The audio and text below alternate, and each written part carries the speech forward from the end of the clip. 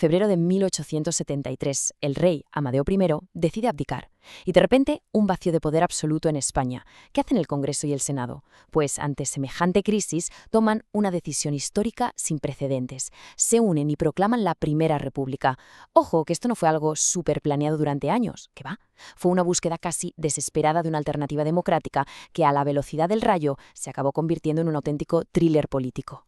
En esta explicación vamos a desgranar cómo este experimento pasó de ser la gran esperanza al caos más absoluto en apenas unos meses.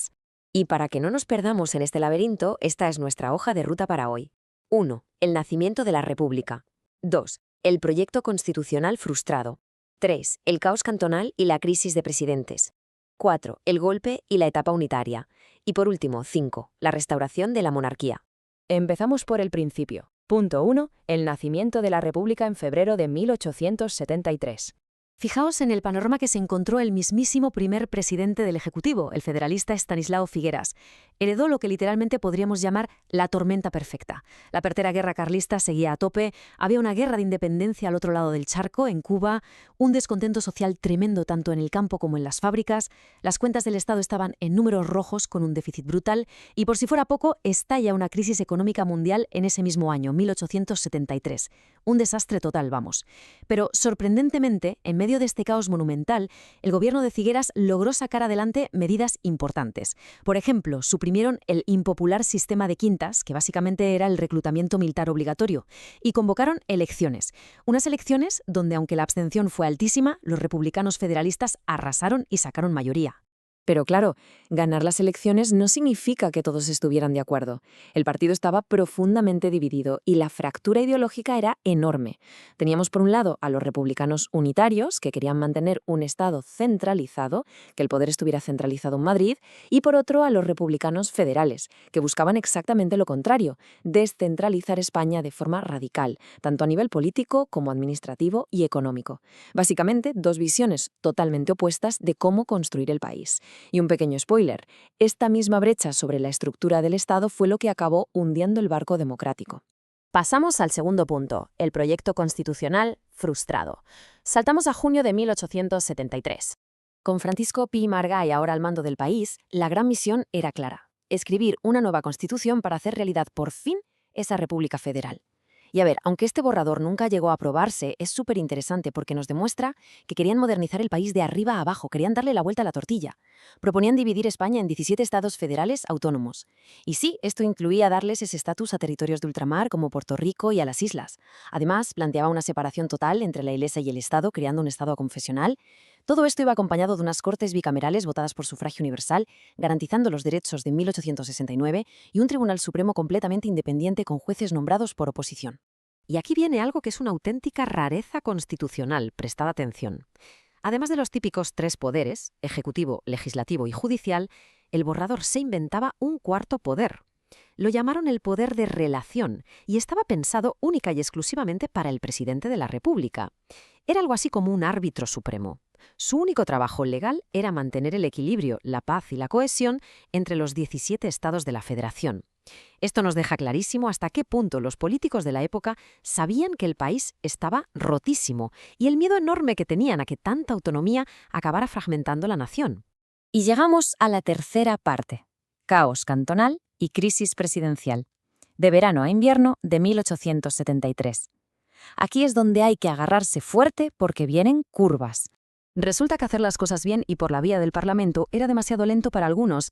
Los republicanos federales más radicales perdieron la paciencia por completo y dijeron: lo queremos ya. Y así nació el famoso cantonalismo, una insurrección armada que exigía construir un Estado federal de forma inmediata, instaurando cantones o estados plenamente autónomos sin esperar a que se aprobara ninguna constitución. Este levantamiento extremista se extendió como la pólvora por Andalucía, la zona de Levante y sobre todo se hizo un fuerte inexpugnable en la ciudad de Cartagena. La situación se volvió tan insostenible en el país que el presidente Pi y Margall se vio forzado a dimitir ese mismo mes de julio. Para entender el nivel de caos e inestabilidad del momento, solo hay que mirar esta lista. Tuvimos 4 presidentes en un solo año, 4. Figueras gobernó unos meses, Pi y Margall aguantó apenas un mes. Luego entró Nicolás Salmerón, que tuvo que lidiar con carlistas, cantonalistas y hasta con levantamientos obreros como el de Alcoy, durando hasta septiembre. Y finalmente, Emilio Castelar, que se mantuvo hasta principios de 1874. Las tensiones internas eran una auténtica trituradora de líderes. Pero hagamos una pequeña pausa aquí, porque el motivo por el que Salmerón dimitió aporta muchísima humanidad a todo este frío repaso histórico. Nicolás Salmerón dimitió en septiembre por pura convicción moral. El ejército le puso encima de la mesa unas sentencias de muerte para sofocar las rebeliones, y él se negó en rotundo a firmarlas.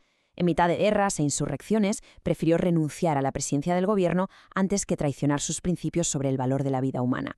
Y claro, esta dimisión le abrió la puerta al cuarto presidente, Emilio Castelar, que venía a cambiar las reglas del juego. Y con la llegada de Castelar damos un volantazo autoritario tremendo. A diferencia de los otros tres, Castelar era conservador y apostaba por una república unitaria. Su prioridad absoluta era restaurar el orden, costara lo que costara.